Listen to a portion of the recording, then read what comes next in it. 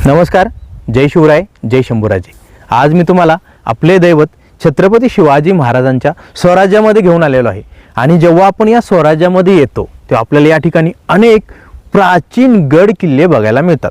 आणि या किल्ल्यावर जेव्हा आपण प्रवेश करतो तेव्हा आपल्याला अनेक प्राचीन वास्तू देखील बघायला मिळतात।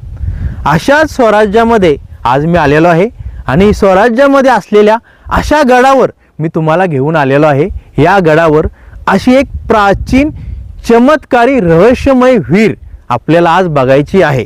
ही विहीर का बनवली आणि ती रहस्यमय का आहे याचं कारण मी तुम्हाला सांगतो। आपले दैवत छत्रपती शिवाजी महाराजांनी भविष्याचा विचार करून ही विहीर बनवली। कारण आपले मराठे मावळे दुश्मनांच्या सैनिकांपेक्षा संख्येने खूप कमी होते। जेव्हा लढाई व्हायच्या तेव्हा लढाईमध्ये मावळ्यांना खूप मोठमोठ्या जखमा व्हायच्या।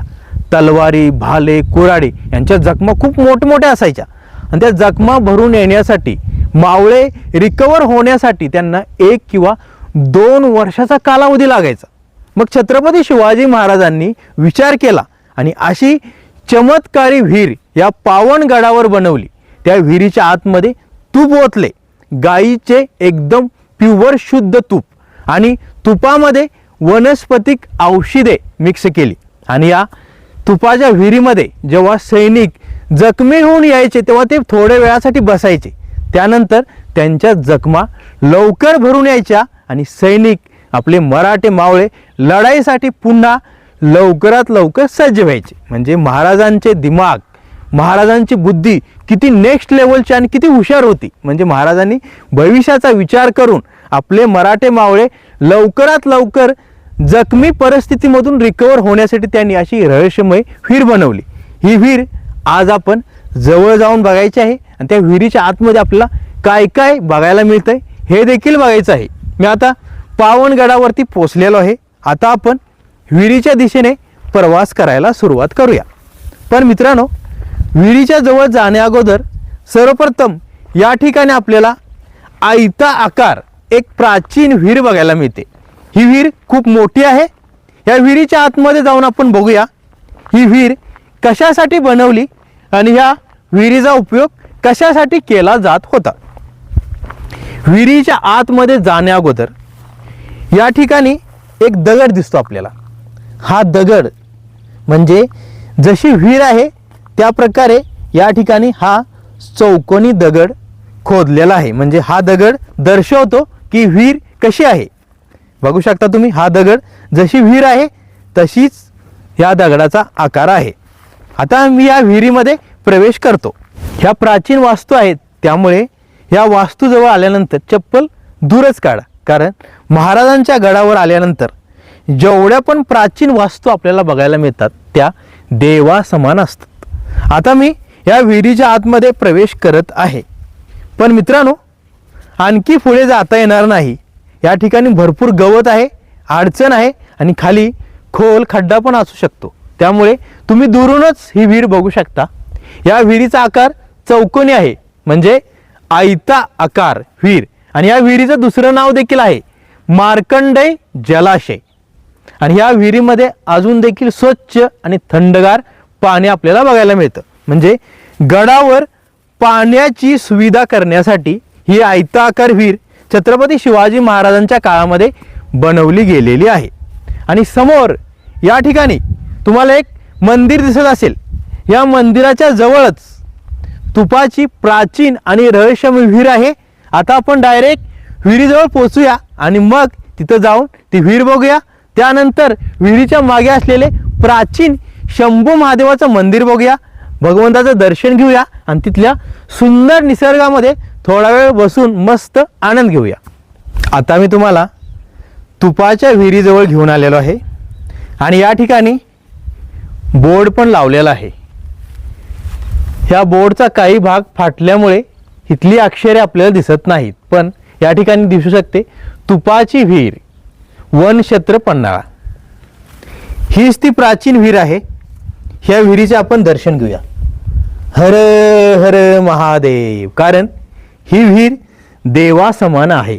कारण ह्या विहिरीमुळे आपले मराठे मावळे जखमी अवस्थेमधून लवकर बरे व्हायचे।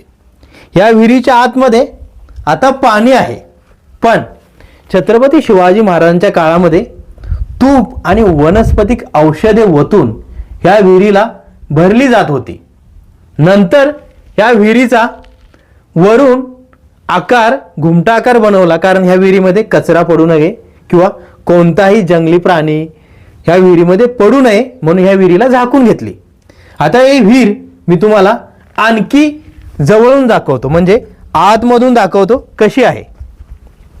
तुम्ही बघू शकता आतमधून ही विहीर कशी आहे. या विहिरीमध्ये आता स्वच्छ आणि थंडगार पाणी आहे. त्यावेळी तूप आणि औषधे ओतली जात होती आणि सैनिकांना लवकरात लवकर बरे करण्याचे काम या विहिरीने केलेले आहे. या विहिरीच्या साईडला अजून एक दुसरी विहीर आहे. या विहिरीचं पण तेच काम होतं.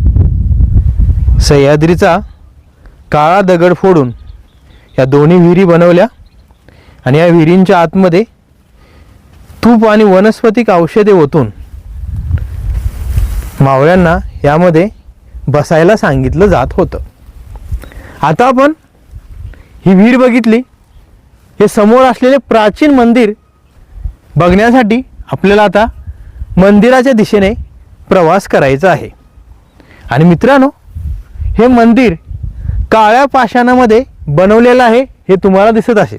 म्हणजे मंदिर बनवण्यासाठी जो दगड वापरलेला आहे हा पूर्णपणे सह्याद्रीच्या आतमधून काढून या मंदिराला वापरलेला आहे.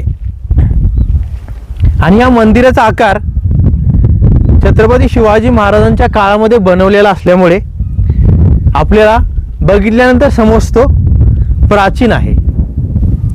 आणि हे मंदिर या दगडामध्ये बनवलेले असून सुद्धा हे नक्षीकाम, हे दगडांचे खांब आणि वरती असलेले सर्व कलाकृती अतिशय बघण्यासाठी सुंदर आहे.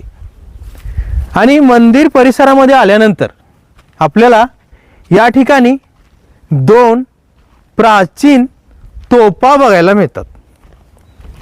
आणि ह्या तोफा नंतर ह्या लाकडी चाकावरती ठेवण्यात आलेल्या आहेत. पण ह्या दगडांच्या तोफा तुम्ही बघू शकता कशा आहेत. हा सह्याद्रीचा काळा दगड कसा फोडून ही तोफ बनवलेली आहे हे खूप रहस्यमय आहे.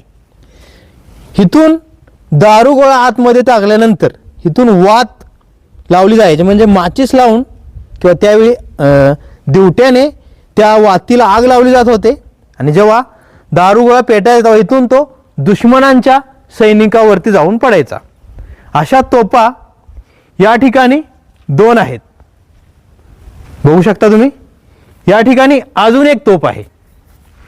ही तोफ बघितल्यानंतर आपल्याला प्राचीन वास्तू बघितल्यानंतर खूप आनंद होतो. सर्वप्रथम आपण या ठिकाणी असलेला प्राचीन शंभू महादेवाचा नंदी बघूया. नंदीच्या वरती ही कमानी आहे, हे छत आहे, हे खूप प्राचीन आहे. आणि याची नक्षी कला बघा, खूप सुंदर आहे.